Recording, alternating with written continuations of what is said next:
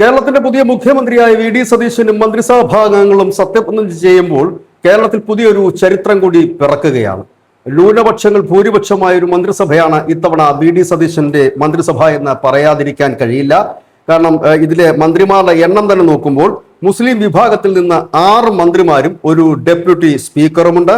Christian വിഭാഗത്തിൽ നിന്നും 6 മന്ത്രിമാരും ഒരു ചീഫ് വിപ്പുമുണ്ട്. പട്ടികജാതി വിഭാഗത്തിൽ നിന്ന് 2 മന്ത്രിമാരുണ്ട്. പട്ടികവർഗ വിഭാഗത്തിൽ നിന്നും മന്ത്രിമാരും തന്നെയില്ല. ബാക്കിയുള്ള ഹിന്ദുക്കൾ എല്ലാം കൂടി 7 മന്ത്രിമാരുണ്ട്, ഒരു സ്പീക്കർ ഉണ്ട്. അങ്ങനെ നോക്കുമ്പോൾ ചുരുക്കി പറഞ്ഞാൽ ന്യൂനപക്ഷങ്ങൾക്ക്, അതായത് മുസ്ലിം ക്രിസ്ത്യൻ വിഭാഗങ്ങൾക്ക് മാത്രം 12 മന്ത്രിസ്ഥാനങ്ങളും 2 പദവികളും, അതായത് ചീഫ് വിപ്പും ഒപ്പം തന്നെ ഡെപ്യൂട്ടി സ്പീക്കർ പദവിയും, അങ്ങനെ 14 ക്യാബിനറ്റ് പദവികളാണ് ന്യൂനപക്ഷ വിഭാഗങ്ങൾക്ക് ലഭിക്കുക.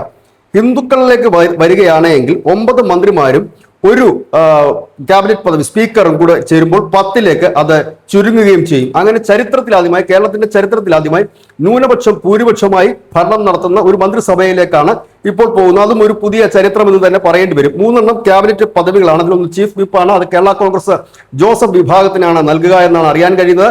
ഒപ്പം തന്നെ ഷാനിമോൾ ഉസ്മാൻ ഡെപ്യൂട്ടി സ്പീക്കർ ആകും എന്ന് ആണ് പുതിയതായി വരുന്ന വിവരം. തിരുവഞ്ചൂർ രാധാകൃഷ്ണൻ സ്പീക്കറായി മാറും എന്നുള്ള ഒരു വാർത്തയും പുറത്തു വരുന്നു. ഇതോടുകൂടി കഴിഞ്ഞ കുറെ കാലമായി കേരളത്തിലെ മുസ്ലിം സംഘടനകളും ക്രൈസ്തവ സംഘടനകളും ഉയർത്തിയിരുന്ന ഒരു വലിയ മുദ്രാവാക്യം, ഞങ്ങളുടേതായ ഒരു ഭരണം ഇവിടെ കേരളത്തിൽ നിലവിൽ വരുന്നു. പ്രത്യേകിച്ച് ഈ പോപ്പുലർ ഫ്രണ്ട് അടക്കം, SDP അടക്കം എപ്പോഴും പറയുന്ന ഒരു കാര്യം, 2031 ആകുമ്പോഴേക്കും കേരളം ഞങ്ങൾ ഭരിക്കും എന്ന് പറയുന്നതിന്റെ ഒരു പടിവാതിലിൽ കടന്നിരിക്കുന്നു, ഒരു പടി കടന്നിരിക്കുന്നു ഈ മന്ത്രിസഭ എന്ന ഒറ്റ നോട്ടത്തിൽ നോക്കുമ്പോൾ തന്നെ നമുക്ക് മനസ്സിലാക്കാൻ കഴിയും. ഏതായാലും ഈ മന്ത്രിസഭ നല്ല രീതിയിൽ മുൻപോട്ട് പോട്ടെ, ജനങ്ങൾക്ക് ഉപകാരപ്രദമായ ഒരുപാട് കാര്യങ്ങൾ ചെയ്യാൻ കഴിയട്ടെ എന്നുകൂടി ആശംസിക്കുന്നു. News desk news India Malayalam.